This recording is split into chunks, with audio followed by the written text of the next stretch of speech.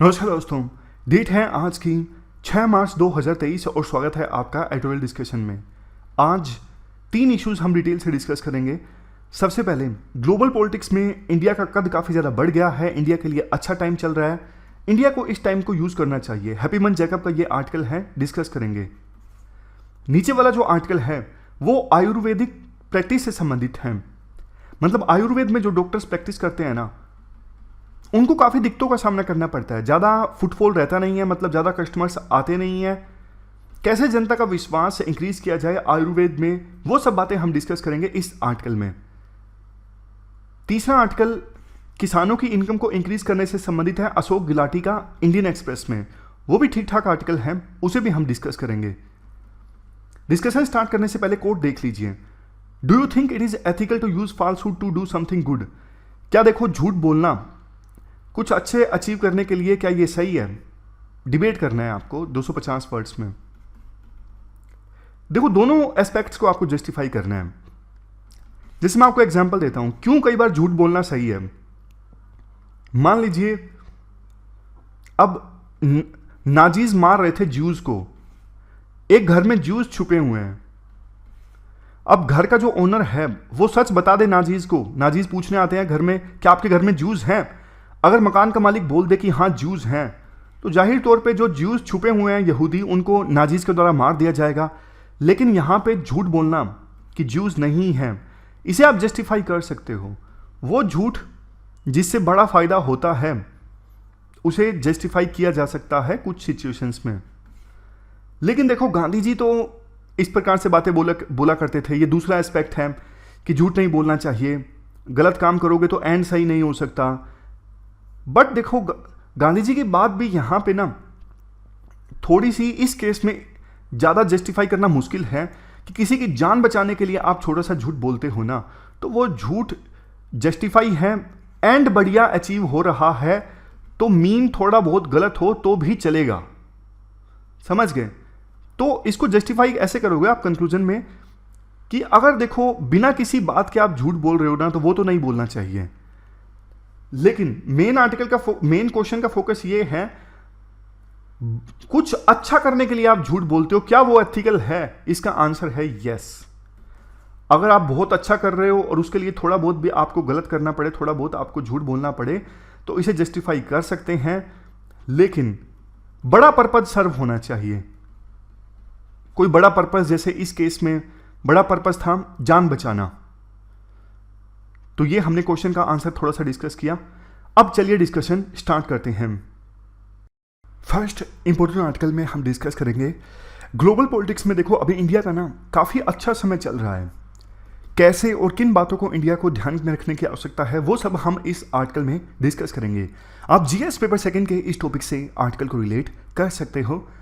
Happymon Jacob के द्वारा ये आर्टिकल लिखा गया है। क्या कंटेस्ट है? देखो, इंडिया ना अभी जियो पॉलिटिक्स में काफ़ी ऊपर चल रहा है। जैसे एग्जाम्पल के तौर पर इंडिया ने ना काफ़ी सारी अच्छी इवेंट्स हाल ही में ऑर्गेनाइज करवाई हैं। जैसे G20 के फॉरेन मिनिस्टर्स की मीटिंग इंडिया में हुई 1 मार्च को और 2 मार्च को। G20 के फाइनेंस मिनिस्टर्स की मीटिंग इंडिया में हुई 22, 23 और 25 फरवरी को। 3 मार्च को क्वेड जिसमें 4 देश हैं, ऑस्ट्रेलिया, जापान, इंडिया और यूएस। क्वेड के फॉरेन मिनिस्टर्स की मुलाकात हुई 3 मार्च को। रायसेना डायलॉग, ORF एक थिंक टैंक है, वो ये डायलॉग ऑर्गेनाइज करवाता है। Raisina dialogue ministry of external affair की मदद से। तो ये भी हाल ही में इंडिया में आयोजित हुआ था 2, 3 और 4 मार्च को। कुछ हफ्ते पहले की बात है, इंडिया ने voice of global south summit भी ऑर्गेनाइज करवाया था 12 जनवरी को और 13 जनवरी को। देखो, डेट वगैरह याद रखने की आवश्यकता नहीं है, लेकिन ये सारे एग्जाम्पल्स देखें ना, राइटर ये बताने की कोशिश कर रहे हैं कि ग्लोबल पॉलिटिक्स में अभी इंडिया काफ़ी ज़्यादा सुर्खियों में है, काफ़ी ज़्यादा एक्टिव है। एक देखो, वो भी समय था जब ग्लोबल पॉलिटिक्स में इंडिया को कंसिडर ही नहीं किया जाता था। इंडिया किसी इशू पर अपनी ओपिनियन भी रखता ना, तो वर्ल्ड की जो बड़ी पावर्स हैं वो इरिटेट हो जाते हैं। जैसे होते नहीं है, नॉर्मल भाषा में हम कहते हैं, अरे भाई तुम तो चुप ही हो जाओ यार, तुम क्यों बोलते हो। तो इंडिया को इस प्रकार से ट्रीट किया जाता था। बट आज के समय में इंडिया की जो वैल्यू है ना ग्लोबल पॉलिटिक्स में, वो काफ़ी ज़्यादा बढ़ गई है। आज का समय है वो इंडिया का है। वो कहते हैं ना, अपना टाइम आएगा, तो तो ग्लोबल पॉलिटिक्स में आज के समय में इंडिया का टाइम चल रहा है। बट राइटर का ये मानना है अपना टाइम जो है ना हमेशा नहीं रहेगा, इसलिए कुछ चीज़ों पर ध्यान देने की इंडिया को आवश्यकता है। सजेशंस राइटर बाद में देते हैं। राइटर कहते हैं देखो हमारे जितने भी प्रधानमंत्री रहे हैं ना, जवाहरलाल नेहरू से लेके प्रधानमंत्री वाजपेयी, प्रधानमंत्री मोदी, सबका यही मानना था कि वर्ल्ड में इंडिया एक बड़ा रोल प्ले करने को डिजर्व करता है। इंडिया का कल्चर, इंडिया की हिस्ट्री, इंडिया की डेमोग्राफी, इंडिया की इकोनॉमिक स्ट्रेंथ, सब इंडिया को मजबूत करते हैं ताकि इंडिया ग्लोबल पॉलिटिक्स में एक बड़ा रोल प्ले कर सके। बट पास्ट में जैसे मैंने आपको बताया इंडिया को हाशिए पर रखा जाता था, इतना एक्टिव इंडिया नहीं हुआ करता था। इंडिया बहुत कमज़ोर था अपने आप को असर्ट करने के लिए। जैसे देखो 1990-91 में एलपीजी क्राइसिस हमारे देश में आए, मतलब एलपीजी रिफॉर्म आए थे, बैलेंस ऑफ पेमेंट क्राइसिस आए। तो जब इंडिया खुद ही इतना कमज़ोर होगा तो कमज़ोर देश की बात कौन सुनेगा। आज इंडिया मजबूत है, मिलिट्री के हिसाब से देखें इंडिया मजबूत है, इकोनॉमी के हिसाब से देखें इंडिया मजबूत है। और इंडिया की अभी फिलहाल मतलब अच्छी चीज़ ये है कि चाइना का इमरजेंस काफ़ी तेज़ी से हुआ है ना, तो चाइना के अल्टरनेटिव के रूप में इंडिया को काफ़ी अच्छी नज़र से देखा जा रहा है। मतलब विभिन्न देश इंडिया को चाइना के अल्टरनेटिव के रूप में देखते हैं। इस वजह से भी इंडिया की जो पहुंच है, या फिर यूं कह सकते हैं इंडिया की जो डिमांड है ग्लोबल पॉलिटिक्स में, वो बढ़ गई है। अब इसके बाद देखो आर्टिकल में ये कहा जाता है इंडिया की एक अच्छी चीज़ पता क्या है, इंडिया ना दो ग्रुप्स के बीच में बैलेंस इस्टेब्लिश करने में काफ़ी सक्षम है। जैसे आप यूक्रेन वार का सबसे बड़ा एग्जाम्पल लीजिए। एक तरफ यूक्रेन को सपोर्ट करने वाले देश हैं जैसे यूएसए, दूसरे वेस्टर्न कंट्रीज, और दूसरी तरफ रशिया, चाइना है। अभी तक देखो इंडिया ने ना यूक्रेन इशू के ऊपर ऐसा कोई स्टैंड नहीं लिया है कि इंडिया से वेस्टर्न कंट्रीज नाराज हो जाएं या फिर रशिया नाराज हो जाए।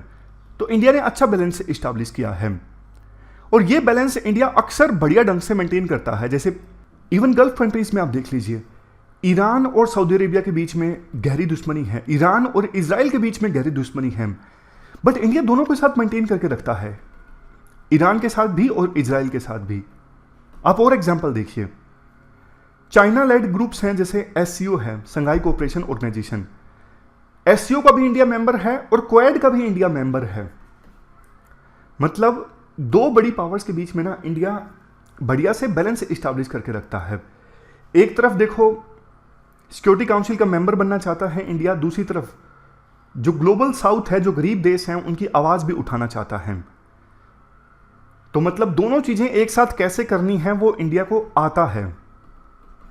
अब इंडिया को वैसे ये समझ में आ गया है सिक्योरिटी काउंसिल की सीट, सिक्योरिटी काउंसिल में परमानेंट सीट आसानी से नहीं मिलने वाली है, बहुत मुश्किल है।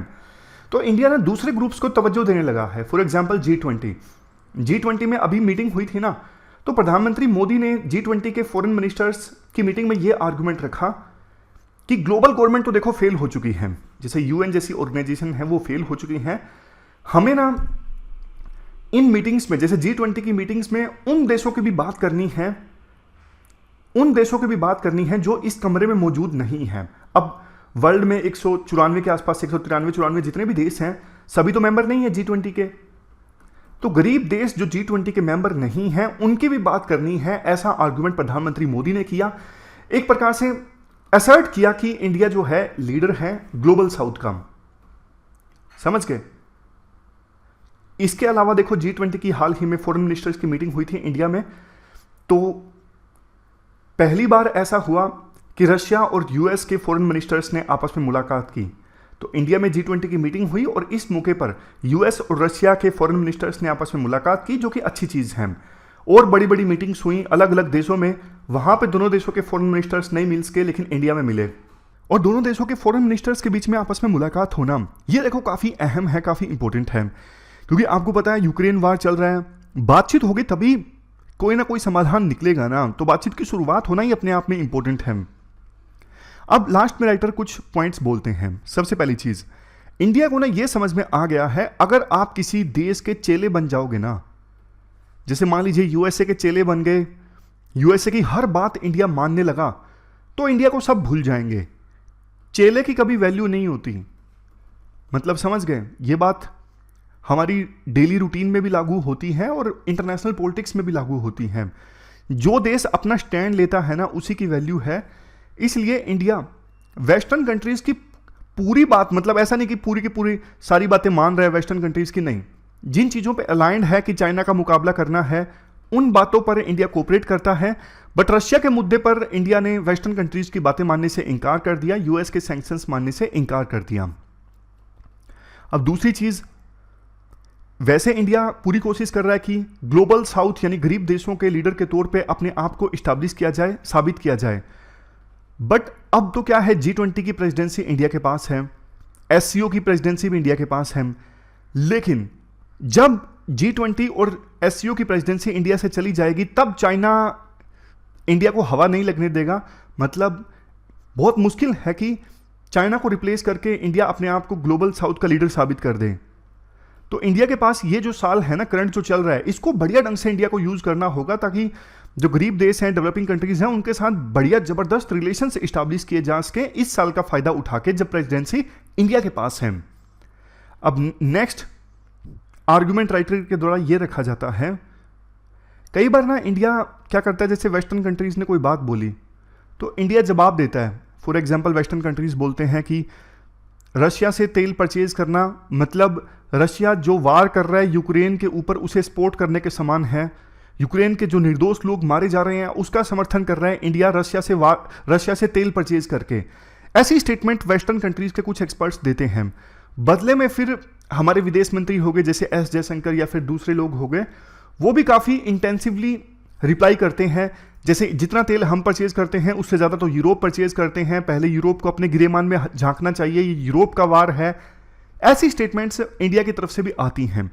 तो राइटर कहते हैं कि इतनी इंटेंस स्टेटमेंट देने की जरूरत नहीं है कि खटास आ जाए रिश्तों में, जवाब दे दिया ठीक है, बट स्टेटमेंट्स ऐसी नहीं होनी चाहिए कि नीडलेसली, मतलब बिना जरूरत के ऑफेंसिव हों वेस्टर्न कंट्रीज की तरफ। यह बात ध्यान रखने की आवश्यकता है। नेक्स्ट चीज देखो, इंडिया बैलेंस स्टैब्लिश कर रहा है अभी, एक तरफ यूएसए और रशिया के बीच में, मतलब यूएसए और दूसरे वेस्टर्न कंट्रीज, दूसरी तरफ रशिया, इनके बीच में। और गल्फ का भी मैंने एग्जांपल दिया, कैसे ईरान और सऊदी अरेबिया के बीच में, ईरान इजराइल के बीच में इंडिया बैलेंस स्टैब्लिश कर रहा है। लेकिन देखो, बैलेंस की ना एक सीमा होती है। अगर इंडिया हर बार इस प्रकार से फेंस पर बैठा रहेगा, कोई भी इंडिया स्टैंड नहीं लेगा, तो फिर होगा क्या, इंडिया के ना पक्के दोस्त नहीं बनेंगे इंटरनेशनल पॉलिटिक्स में, ट्रू फ्रेंड्स। ऐसे दोस्त जो जरूरत पड़ने पर इंडिया के साथ आ जाएं। इंडिया को फिर अपॉर्चुनिस्टिक माना जाने लगेगा कि इंडिया तो किसी की साइड नहीं होता, इंडिया सिर्फ अपॉर्चुनिटी का फायदा उठाता है। तो ये बात राइटर बोलते हैं कि लिमिट है बैलेंसिंग की भी। लास्ट में राइटर एक पॉइंट ये बोलते हैं, डर ये भी है कि अभी जो ग्लोबल पॉलिटिक्स में इंडिया का अच्छा टाइम चल रहा है ना, कल को सरकार ना इसे अपने फायदे के लिए इस्तेमाल ना कर ले डोमेस्टिक पॉलिटिक्स में, तो फिर होगा क्या, जब फॉरेन पॉलिसी डोमेस्टिक पॉलिटिक्स में आएगी ना, तो फिर फॉरेन पॉलिसी को लेके भी डिवीजन्स आ जाएंगी, जो देश के लिए अच्छी चीज़ नहीं है।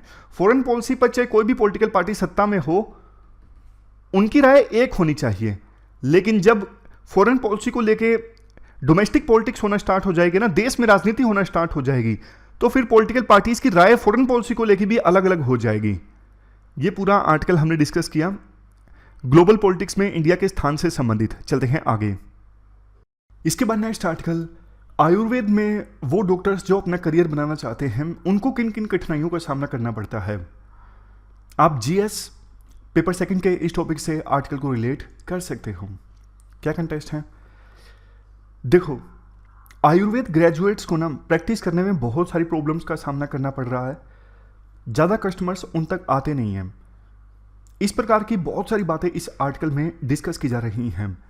वैसे सरकार काफ़ी पब्लिसिटी कैंपेन चलाती है आयुर्वेद, योग, यूनानी, सिद्धा, होम्योपैथी, इन सब पद्धतियों को प्रमोट करने के लिए, लेकिन फिर भी बावजूद इसके जनता का जो ट्रस्ट डेफिसिट है ना, जनता का विश्वास नहीं है इन पद्धतियों में।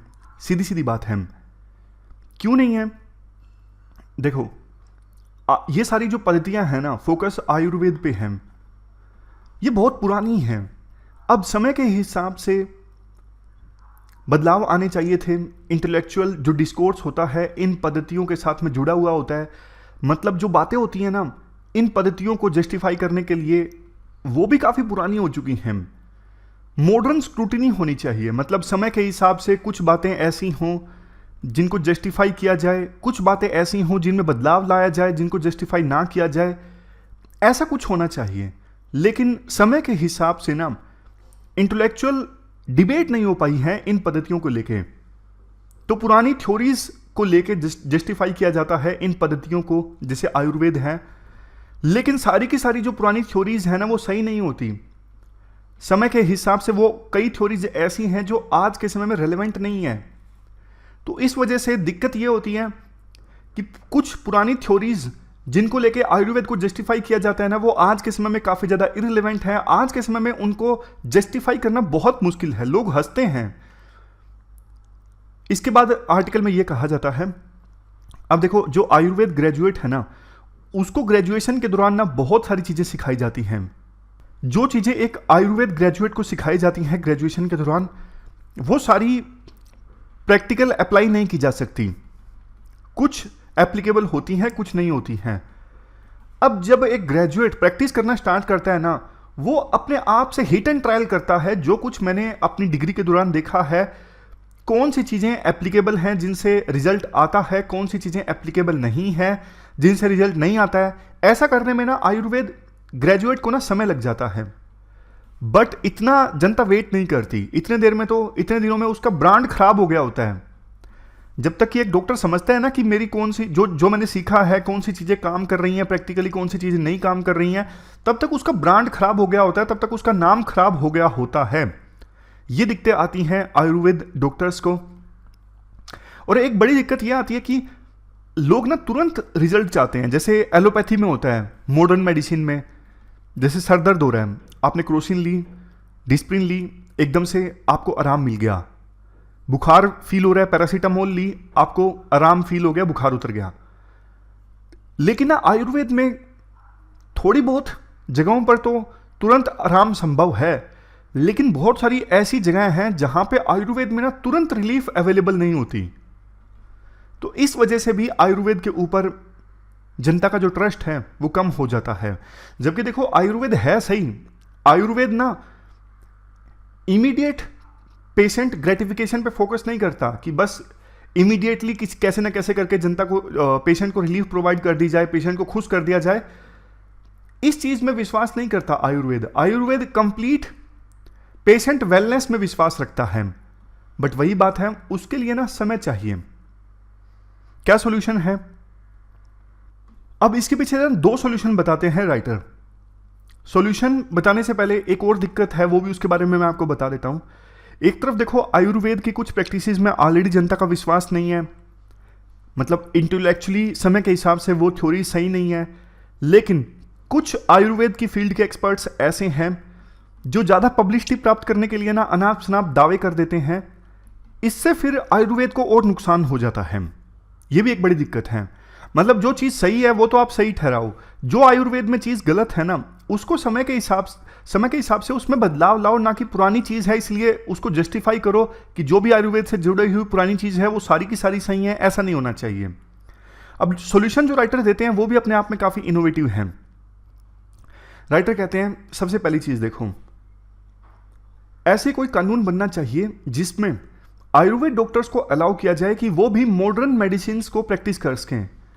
जैसे ये मॉडर्न मेडिसिन होती है ना एलोपैथी वाली, ये पैरासीटामोल टाइप, जो आयुर्वेद डॉक्टर्स हैं अभी तक उन्हें प्रिस्क्राइब नहीं कर सकते। उन्हें सिर्फ आयुर्वेदिक मेडिसिन को ही प्रिस्क्राइब करना होता है।